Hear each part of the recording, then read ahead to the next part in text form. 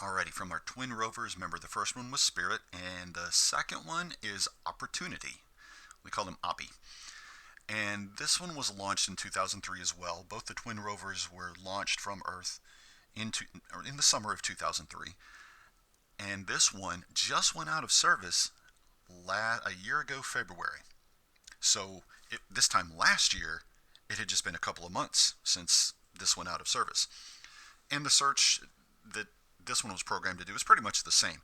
The advantage was we're going to put Opportunity down in one part of Mars and put Spirit down in another part of Mars and compare the data, the terrain, the soil, the search for water. We've got two different areas that we're searching for on the planet to see if we get similar data, and if we don't get similar data, try to figure out why.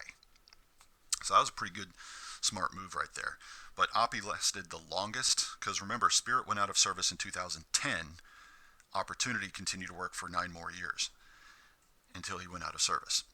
And the one that is continuing to explore the surface of Mars right now is Curiosity. And that was launched in November of 2011 and still going strong. And now we've got climate data, again, geology, still looking for water, and also providing us information as it explores about how Mars used to fit as a place of habitation for whatever was there before.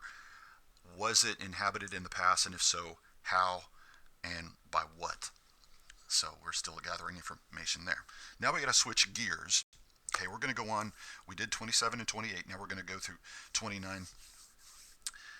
This next one, see, there's just a review of all the points that we're making about the rovers and some different live pictures. These are actual pictures of the Mars rovers. But we got to switch roles now. We got to change gears here and talk about the electromagnetic spectrum. Now, for some of you, it hasn't been that long since you've dealt with it. It's just a review. And let's try to identify the waves that have the highest frequency and therefore have the highest energy. Now, be careful with this. See the squiggly line on the screen? You can see that either drawn to where the tight waves are on the right, or it could be flipped the other way. Okay? All we're representing here is how the wave size and frequency changes. Let me hit frequency real quick. Frequency, the way to think of frequency is how can you tell if something has a higher frequency or not? Ask yourself when you're looking at it, do the waves, the up and down, happen more frequently? If the answer is yes, that wave has a higher frequency than one you were looking at. For instance, let's look right in the middle. See the rainbow? Okay, the frequency of that wave is what it is. But the up-down part of the wave, look over on the right. That wave doesn't happen as frequently, so we would say it has a lower frequency. Get it? Now, the waves over on the far left, those are happening very rapidly, so we would say it has a higher frequency. All right, well, let's see what kind of waves these are. They're broken down into 7, and you might have heard that dumb song back in, 7th grade? No, I will not be doing that song. But you've got your radio waves, and as you sit in class, those radio waves are going through you. Radio stations are constantly broadcasting things, and as far as we know, it doesn't really hurt you that much. Microwaves are going through you. Guys, we use radio and microwaves in cell phones.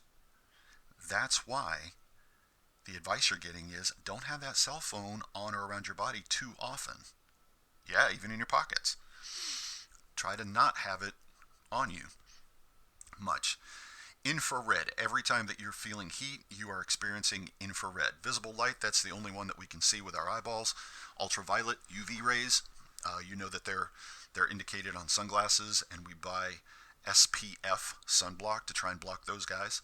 X-rays, we don't want any of those going through us when we don't have to. And gamma rays, sorry to say you Hulk fans, if David Banner really would have shot himself with gamma rays, he would have ended up as a burnt piece of toast.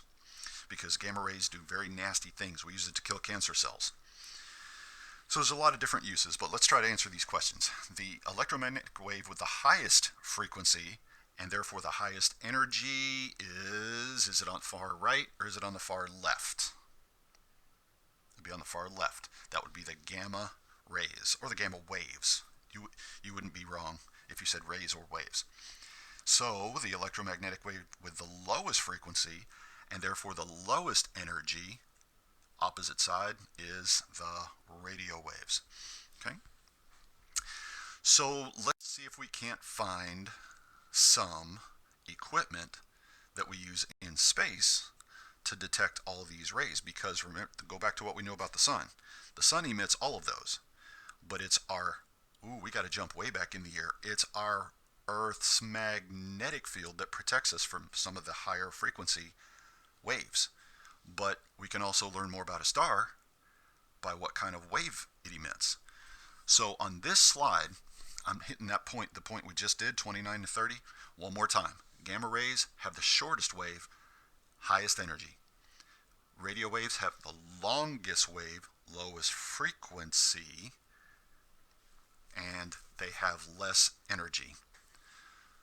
And they don't affect us that much. I will always debate that mankind probably shouldn't be exposed to this stuff outside of nature, but it could be the explanation to a lot of health problems.